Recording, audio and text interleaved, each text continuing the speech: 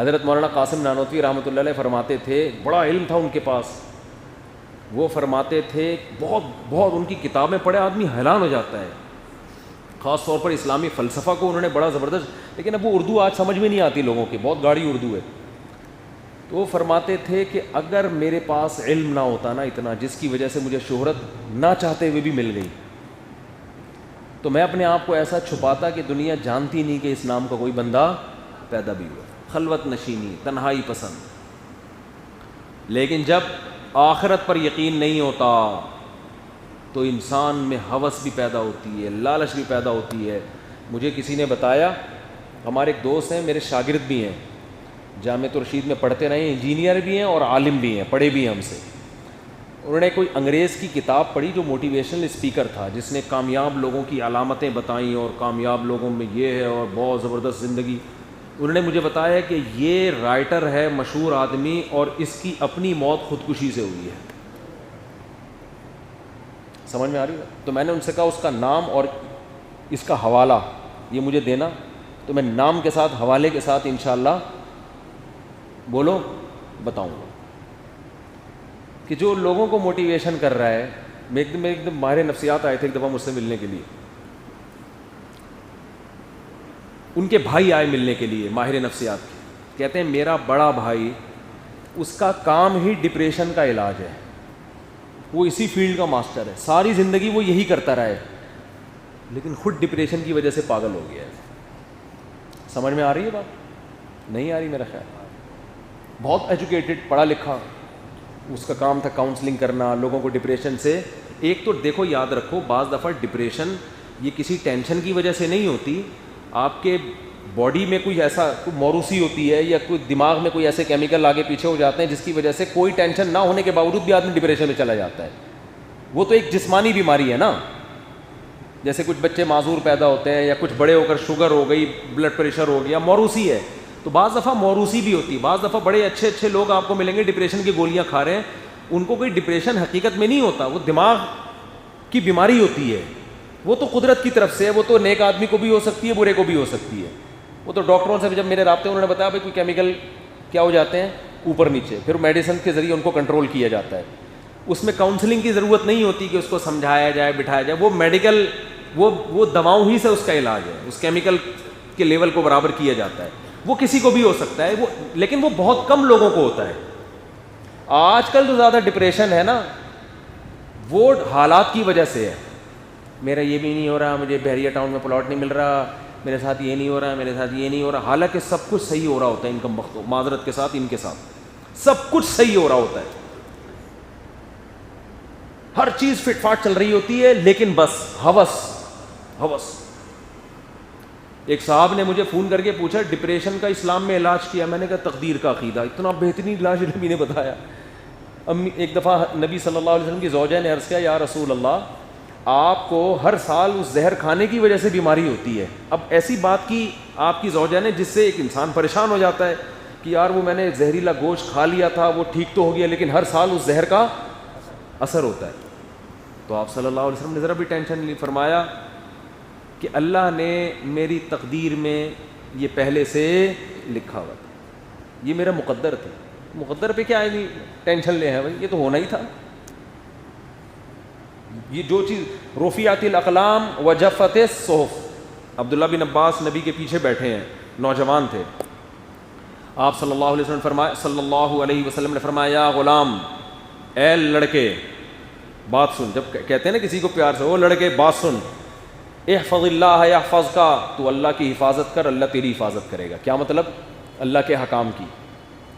اور احفظ اللہ یحفظک، احفظ اللہ تجدہ تجاہک، تو اللہ کے حکام کی حفاظت کر، مصیبت میں اللہ کو اپنے سامنے پائے گا. کیا مطلب؟ مصیبت میں کام بنے نہ بنے تسلی دینے کے لیے اللہ آ جائے گا، تسلی ہوگی، ٹینشن میں نہیں جاؤ گے. اور آگے کیا فرمایا؟ وَاعْلَمْ ان الامت لو اجتمعت علی ان ينفعوک بشیء، پوری دنیا جمع ہو کے تجھے فائدہ پہنچانا چاہے نا، نہیں پہنچا سکتی مگر وہ فائدہ جو اللہ نے تیری تقدیر میں لکھ دیا ہے. کتنے لوگ ایسے ہوتے ہیں سارے کام بنتے بنتے رزلٹ حاصل کرنے کا وقت آتا ہے، رزلٹ کیا ہوتا ہے؟ زیرو. یعنی کامیابی کے سارے اسباب پیدا ہو گئے. اب تو جاب بھی ملنے والی ہے, اب تو شادی بھی ہونے والی ہے, اب تو عزت بھی ہونے والی ہے, اب تو یہ بھی ہونے والا. آپ تو بھائی کھلا کھائیں گے تو ننگا نہائیں گے, پنجاب والے ایسے ہی بولتے ہیں. لیکن نہ کھلا کھا سکتے ہیں جب رزلٹ کا وقت آتا ہے نا. یعنی سارے اسباب اختیار کر کے بھی رزلٹ کیا ہو گیا؟ زیرو. کیونکہ نبی نے فرمایا پوری قوم چاہے گی نا تجھے فائدہ ہو جائے, لیکن وہی ہوگا جو اللہ نے لکھا ہوا ہے, اس کے علاوہ نہیں ہو سکتا. تو اترانے کی ضرورت نہیں ہے. یہ جو زمینی اسباب کو دیکھ کے نا کہ یار میرے تو کامیابی ہر طرف سے سکسیز اور کامیابی میرے قدم چوم رہی ہے, بھائی کسی بھی وقت یہ کامیابی مارکیٹ سے شارٹ ہو سکتی ہے. زیادہ دل لگانے کی ضرورت.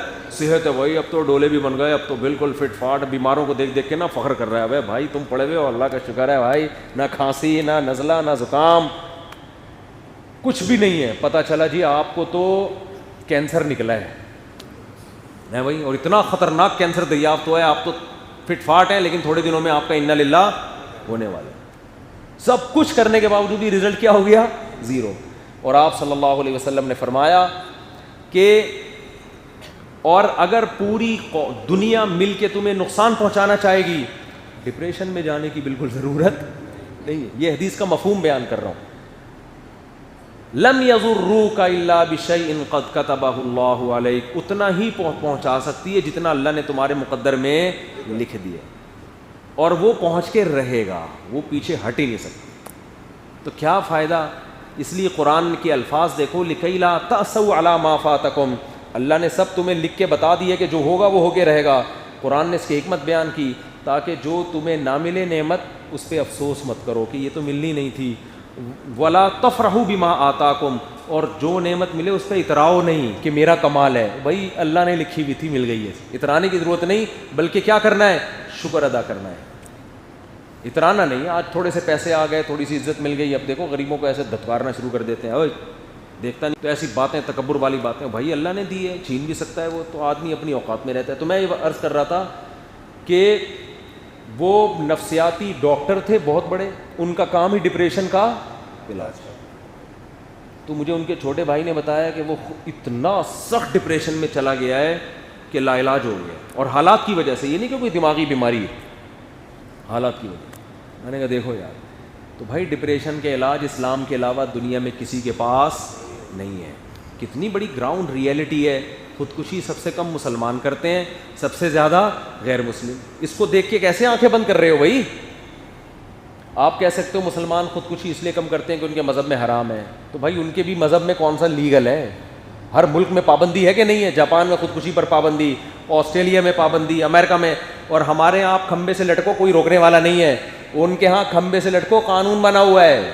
جو دیکھ رہے ہوتے ہیں نا کسی کو اوپر جا رہا ہے, پولیس موبائلیں آ جائیں گی اور سب ایک دم کال سینٹر اور ایسے زبردست طریقے سے بچانے کی کوشش کریں گے کہ آپ کی سوچ ہے. ہمارے ہاں تو خودکشی کے باقاعدہ کھڈے کھودے ہوئے ہیں کہ اگر آپ اس والے کھڈے میں بائک سے نہیں گر سکے تو اگلا کھڈا بھی آ رہا ہے, آپ وہاں چلے جائیں. حقیقت ہے نا, ہمارے یہاں تو یہ سسٹم ہے. اور دوسرا, ان کے ہاں خودکشی کرنے والا پکڑا جاتا ہے کہ خودکشی کی ہے. ہمارے یہاں تو خودکشی کرنے والے کا پتہ ہی نہیں چلتا کہ خودکشی بھی کی ہے, یہ پتہ نہیں ویسے ہی مر گیا کھڈے میں گر کے.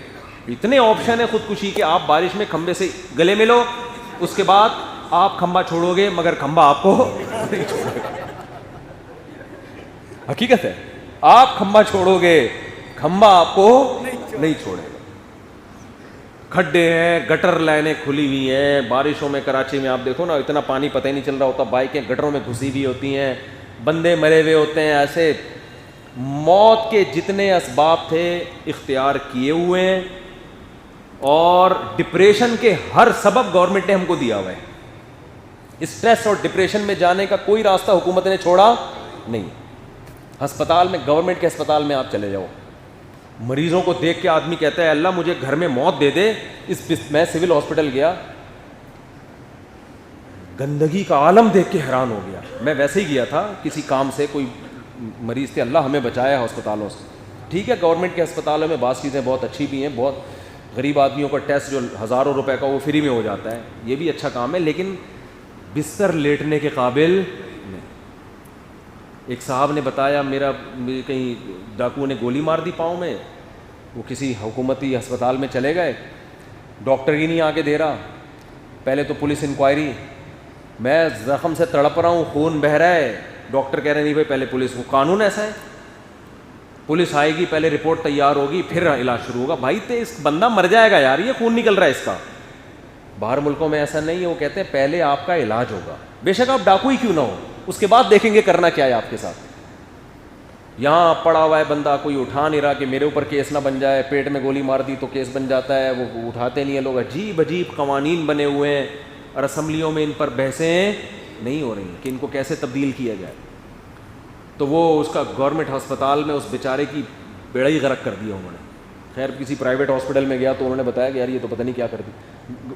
ہاسپٹل میں آپ کا کوئی جاننے والا ہوگا تو ہو جائے گا, نہیں ہوگا تو وہ ایسے رکھے گا جیسے کوئی بکرا کٹا ہوا پڑا ہوتا ہے نا, یہ حالت ہو رہے ہیں. تو ہمارے ہاں اسٹریس اور ڈپریشن کے جتنے اسباب ہیں پورے طور پر پائے جاتے ہیں. تو ہمارے ہاں تو آدھی قوم کو خودکشی کر کے مر جانا چاہیے, آدھی قوم کو خودکشی کر کے, جتنی بجلی استعمال کرو بل اس سے زیادہ آ رہا ہے. ابھی ہم نے گھر چینج کیا, کرائے پر دوسرا گھر لیا, ٹینشنوں پہ ٹینشنیں شروع, بل اتنا آ گیا, ہم نے کہا یار یہ کیا آ رہا ہے, اب رابطے کرو یہ کیوں آ رہا ہے, پرانے والوں نے اپنا تو نہیں ہمارے کھاتے میں ڈال دیا. ایک عجیب ہی یعنی ٹینشن. وہ معین اختر مجھے یاد آتا ہے, معین اختر سے انور مقصود نے پوچھا کیسے حالات چل رہے ہیں, اس نے کہا الحمدللہ نلوں میں پانی آ رہا ہے, گاڑی میں ٹینکی بھری ہوئی ہے پیٹرول سے, اللہ کا شکر ہے, جتنی بجلی استعمال کرو اتنی آ رہی ہے. اس نے کہا آپ پہلے پاکستانی ہیں جو اتنے اچھے حالات بتا رہے ہیں, آپ رہتے کیا ہیں؟ اس نے کہا دبئی میں رہتا ہوں. اس نے کہا میں کہاں رہتا ہوں. اور انہی حالات کی وجہ سے معین اختر صاحب کے ماموں کا کام کیا تھا. اس نے کہا آپ کے ماموں کیا کرتے ہیں؟ اس نے کہا گالیاں دیتے ہیں. صبح شام گالیاں دینے کے علاوہ حالات نے ایسا بنا دیا. مالک مکان کرایہ لینے کے لیے آیا تو انہوں نے کہا کم بخت نلکے میں تو ایک لوٹا پانی کا بھر کے دکھا دے, کرایہ کس بات کا لے رہا ہے. اس نے پولیس بلوا لی تو پولیس کے ایسے ایسے پارٹس کو گالیاں دی ہیں جو پولیس والوں کو بھی معلوم نہیں تھی. پولیس والے کے اندر مجھ سے آگے پوچھ رہے تھے یہ پارٹس کہاں پائے جاتے ہیں. یعنی ایسا ڈپریشن نہیں, یعنی لائٹ چلی گئی بلب کے رشتہ داروں کو گالیاں. اچھا خیر یہ تو کئی دفعہ سنا چکا ہوں میں. تو اتنی ٹینشنوں کے باوجود بھی خودکشی کا اتنا ریشو بولو نہیں. تو یہ تو دنیا دیکھ رہی ہے اپنی آنکھوں سے. تو کیا وجہ ہے بھائی؟ اسلام کے علاوہ کسی کے پاس اسٹریس اور ڈپریشن کا علاج نہیں ہے ہی نہیں. علاج تو کہاں سے کریں گے؟ جو علاج کر رہا ہوتا ہے بعض دفعہ وہ بھی, میں بدگمانی نہیں کر رہا لوگوں سے, آپ کو دیکھو کوئی بھی غیر مسلم بھی حکمت کی بات کرے تو اس کو تو لے لینا چاہیے. کوئی بھی اچھی بات کرے وہ تو بات تو جو بھی کرے گا لے لینا چاہیے. اس کا مطلب یہ نہیں کہ سارے ہر وقت غلطی کر رہے ہوتے ہیں, لیکن ان تلوں میں تیل ہے نہیں. یہ آپ میں وہ آگ نہیں بھر سکتے, جو دم میں آگ نہیں لگا سکتے, جو جیٹ طیارے کے اڑنے کے لیے ضروری ہے. ہاں وہ دم والا واقعہ سن لینا, دم میں آگ والا. تو اسلام ہی ہے جو کیا حالت کر دی کہ صحابہ شہید ہو رہے ہیں پانی پیاس سے, پڑوس میں آواز آتی ہے پانی کی تو کیا کہہ رہے ہیں ان کو پہلے پلاؤ. کیونکہ قرآن اہل جنت کی صفات بیان کرتا ہے یؤثرون علی انفسہم ولو کان بہم خصاصہ, کہ خود حاجت بھی ہو تو دوسرے کی حاجت کو اپنی حاجت پہ ترجیح دیتے. کسی کو پیاس کی شدت ہو اور دوسرا پہلے پانی مانگ لے, آپ یہ کہہ سکتے ہو کہ اس کو پلاؤ؟ یہ صحابہ کا حوصلہ تھا. یہ وہی لوگ تھے جو بیٹیوں کو زندہ دفن کیا کرتے تھے, اور آج ان کی حالت ایسی تبدیل ہو گئی. حضرت عمر تو اتنے سخت طبیعت کے انسان تھے اسلام سے پہلے, بات بات پہ قتل کی دھمکیاں, لیکن اسلام نے کیا تبدیلی کی ہے, خلیفہ بن گئے, امیر بن گئے, اور رات کو راشن کی بوریاں کندھے پہ ڈال کے گلیوں میں گھوم رہے ہیں کہ کوئی غریب بھوکا سویا تو قیامت میں مجھ سے سوال ہوگا. اتنے اچھے اخلاق کس نے پیدا کیے؟ کیا وہاں کوئی موٹیویشنل اسپیکر تھے ان کے پاس؟ کیا اسلام نے پیدا کر دیا بھائی جو کر رہے ہو آخرت میں حساب دینا ہے, آخرت کی خبر, آخرت پر ایمان. یہ خوف اسلام نے ان کے دلوں میں پیدا کر دیا. اور حضرت عمر ادب کیسا کر رہے ہیں بوڑھوں کا. وہ حضرت خولہ رضی اللہ تعالی عنہ نے کہا نا, ایک بوڑھی خاتون تھی, انہوں نے نصیحتیں شروع کر دی حضرت عمر کو, امیر المومنین تھے, ڈانٹنا شروع کر دیا, ڈانٹتی رہی. حضرت عمر کے خادم نے پھر ان خاتون سے کہا کہ آپ اب بس کر دیں, امیر المومنین ہیں. حضرت عمر نے فرمایا نا نا نا, یہ صبح تک مجھے ڈانٹتی رہے گی, سمجھاتی رہے گی, میں سنتا رہوں گا. وجہ کیا؟ یہ وہ عورت ہے قد سمع اللہ قول التی تجادلک فی زوجہا، ان کا طلاق کا مسئلہ تھا، انہوں نے اللہ سے شکایت کی، اللہ نے آسمانوں پہ ان کی بات سن کے قرآن کی آیتیں نازل کر دیں۔ تو ساتویں آسمان پہ جس کی خدا سن رہا ہے اور آیتیں نازل کر رہا ہے، عمر کیسے اس کو منع کر سکتا ہے؟ جب تک خدا کا تصور نہیں ہے، آخرت کا تصور نہیں ہے میرے بھائی، نہ تو تم اس ٹینشن سے نکلو گے، تم بحریہ ٹاؤن میں ہی پڑے رہو گے۔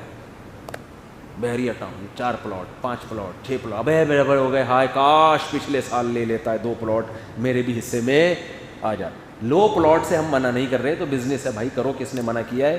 دل نہ لگاؤ اینٹوں سے اور پلاٹوں سے بھائی، ہماری ضرورت 2 وقت کی روٹی ہے، صبح انڈا پراٹھا مل جائے، میرے تو یہی ہے بھائی، انڈا پراٹھا صبح مل جائے، رات کو تمیز سے دوپہر بھی مل جائے تو اور اچھی بات ہے، مل ہی رہا ہے الحمدللہ، رات کو کھانا مل جائے تمیز سے، طبیعت سے سونے کی جگہ مل جائے، طبیعت سے سو جائیں، پنکھا چل رہا ہو، شدید گرمی نہ ہو، موسم ٹیمپریچر کمرے کا ذرا اچھا ہو کہ نیند آ جائے تمیز سے، مچھروں سے حفاظت ہو جائے، صبح اٹھو تو ایسا لگتا ہے کاکڑ دنہ ہو گیا۔ کیا ہو گیا ہے بھائی؟ کاکڑ دنہ ہو، کاکڑ دنہ ہے نا قوالی میں، جو شروع میں قوالی آہستہ آہستہ چل رہی ہوتی ہے یہ کر کے نا، پھر ایک دم سے کاکڑ دنہ شروع ہو جاتی ہے، وہ جب ان کو وجد آتا ہے نا، بہت زیادہ مزہ آتا ہے تو کاکڑ دنہ شروع کر دیتے ہیں وہ۔ تو یہ ہماری بچپن کی ٹرم ہے، ایک اصطلاح ہے کہ یار آج تو کاکڑ دنہ ہو گیا، یعنی شروع سے ہی کاکڑ دنہ ہو گیا، حالانکہ شروع میں تو سلو چلنا چاہیے۔ تو رات کو تمیز سے سو جاؤ، صبح اٹھو کیسا فریش ہوتا ہے دماغ۔ تو نہ لگاؤ ان اینٹوں سے دل، میرا گھر، میری گاڑی، میرا، بے قبرستانوں میں جا کے دیکھ لیا کرو بھائی، یہ ان کا تھا، آج کہاں لیٹے ہوئے ہیں، مر کے جا رہی ہے دنیا، اور کیسے بیٹھے بیٹھے وہ 40 سال کا بیٹھے بیٹھے انا للہ ہو گیا اس کو، جو انڈیا کا اداکار تھا وہ تو بڑی فٹنس کا خیال کرتا تھا، اس کو تو لپڈ پروفائل کا ٹائم ہی نہیں ملا ٹیسٹ کرانے کا، کہ قدرت نے اتنا موقع بھی، ٹیسٹ ہوتا ہے نا پروفائل ٹیسٹ، وہ سارا کولیسٹرول کتنا ہے وہ سب سامنے آ جاتا ہے، سامنے آنے سے پہلے ہی انا للہ ہو گیا، کوئی پتہ نہیں ہے کب مر جائیں گے۔ تو دنیا مسافر خانہ ہے، دل نہیں لگانا ہے، اصل ان الآخرۃ لہی الحیوان، قرآن کہہ رہے اصل زندگی کون سی ہے؟ آخرت ہے، اس کو سامنے رکھو گے تو دنیا بھی خوشی سے گزرے گی، آسانی سے گزرے گی، پیسہ اگر ملنا ہوگا تو پھر بھی ملے گا۔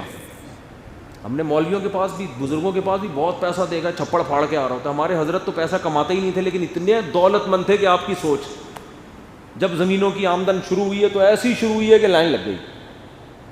تو پیسہ ایسی چیز ہے بھائی، جب آئے گا تو چھپڑ پھاڑ کے آئے گا، نہیں آئے گا تو سارا دن روتے رہو، پیسے ہی نہیں ہے، غربت ہے، مہنگائی ہے، ٹینشن۔ اللہ پہ ان چیزوں کا کوئی اثر نہیں پڑتا۔ اگر آپ روتے رہو گے نا اللہ مجھے کچھ دیا ہی نہیں تو نے، تو ایسا نہیں اللہ ایک دم جوش میں آئے گا اور بولے گا یہ لے۔ اللہ کہتا ہے لئن شکرتم لازیدنکم، زبان میں اور دل میں شکر پیدا کرو تو نعمتیں بڑھاؤ۔ جب بولو یار بے شک جیب میں دھیلا نہیں ہو رہا ہے، اللہ کا دیا بہت کچھ ہے، وہ کہے کہاں ہے؟ بولو بھائی صبح ناشتہ کر رہے ہیں، اللہ کا شکر ہے۔ معین اختر کی طرح بولو نلکوں میں پانی آ رہا ہے، گاڑی میں پیٹرول، گاڑی نہیں ہے تو پیٹرول کی ضرورت نہیں ہے، الحمدللہ ہم تو WR میں سفر کرتے ہیں، اللہ کا بڑا فضل ہے۔ تو خوش رہے آدمی، ہمارے نبی سے زیادہ کوئی مسکین اور غریب نہیں ہو سکتا۔ 40 دن گھر میں چولہا نہیں جل رہا پھر بھی سب سے کامیاب انسان۔ تو آخرت جب تک کھوپڑی میں نہیں بیٹھے گی میرے بھائی، انسان کا بچہ نہیں بن سکتا۔ اس لیے انسان کو انسان بنانے کے لیے آخرت پر ایمان ضروری، اس لیے اتنی اہم خبر ہے کہ اللہ کہتا ہے جو اس کا انکار کرے گا، اس کا مطلب وہ انسانیت کو درندگی کی طرف لے کے جا رہا ہے، میں انکار کرنے والے کو معاف نہیں کروں گا۔ جنہوں نے انکار کیا ان قوموں کو میں نے